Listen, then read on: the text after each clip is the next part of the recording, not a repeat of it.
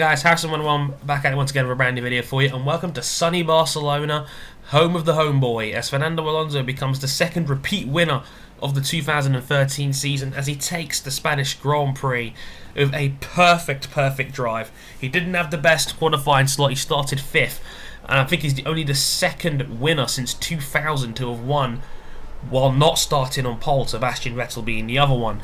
But a perfect drive from Fernando from the start. Got off to a great start, passed up through the field quickly, split the battle in Rosberg and Vettel on the first stint, and that ultimately proved to be costly as Fernando's 4-stop strategy was superior to Kimi Raikkonen's 3-stopper, as he would eventually come up the field and actually get a second place from 4th on the grid. A great drive from him as well, making the 3-stopper work, as Lotus always seem to have a knack of being really good on the tyres, as they seem to show once again here. And back on the podium as well, great to see Felipe Massa, one of the true good guys of the sport, back up on the podium in 3rd place. The Brazilian looks back to his best. A great drive in from 9th on the grid to eventually finish 3rd. He had great pace the whole way through, beating Sebastian Vettel as well, and bringing home a great performance in front of his young son, who was also in the audience there. Overall, a great weekend for Ferrari. Couldn't have gone much better if they tried. Running down the rest of the field, Sebastian Vettel in 4th. Car just wasn't up to it this time around. I think Christian Horner admitted after the race that was about as good as they were going to get out of that Red Bull. They just didn't have the ultimate pace there. I think they were a little bit sloppy in terms of understeer, and I think the car was as good as it got. So I think for damage limitation, I think that was a pretty solid result from Vettel in 4th. He still leads the World Championship, which I'll get to at the end of the video. Mark Webber in 5th. He was down to 12th after a horrendous start, so to bounce back and finish 5th was a great result for him. Nico Rosberg in 6th. Started pole again, but once again, race pace just not good enough for Mercedes as they fall down the order. He was bad. There was an even worse backside drop for his partner, which I'll get to again in a minute. Paul di Resta in 7th, good result from him from starting 10th. More points for the Scot. Jenson Button in 8th. He started 14th. He dropped to 17th by the end of the first lap, but bounced back up to finish in 8th. I think that's a very solid result for McLaren, maximising their potential and getting both cars in the points again, as Sergio Perez would finish 9th, just a couple of seconds down the road.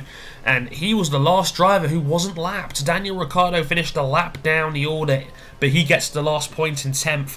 A very solid drive for Esteban Gutierrez. He had a penalty for impeding in qualifying.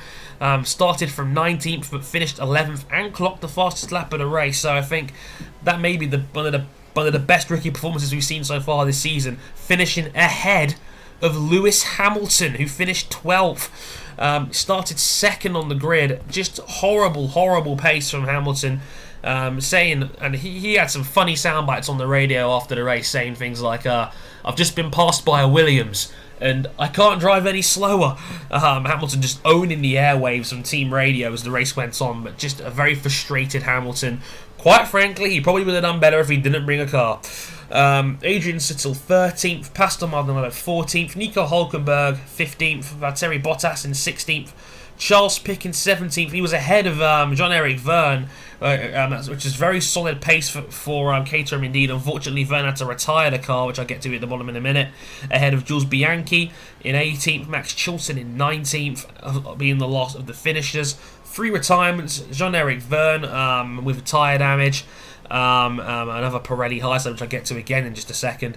Gilo van der Garde in 21st after losing a tyre. I think the back wheel came off on the 3rd sector there, and he came onto the pit lane looking like he was rolling on hydraulics, like something had to pimp my ride. It was hilarious.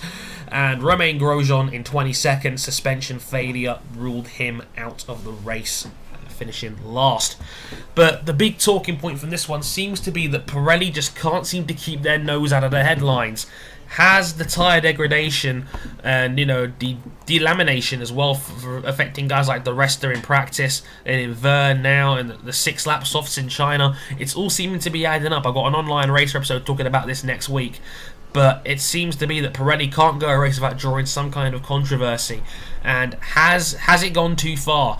I mean, Jake Humphrey was tweeting things like, like Vettel was like, oh, don't race Raikkonen and things like that. And it seems to be that tyre management right now is the biggest factor in deciding these race wins.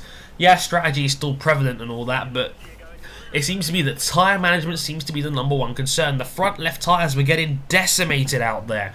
So, talk to me about this, guys. Do you think Pirelli is becoming a major problem in this sport now? And how their tyres are being constructed and put together, despite the fact in some cases they can be more entertaining? Let me know. But again, anything to do with the Spanish Grand Prix, talk to me below, let me know. I'd love to get some comments on this. And as usual, thanks very much everybody for watching. I've been Harrison101.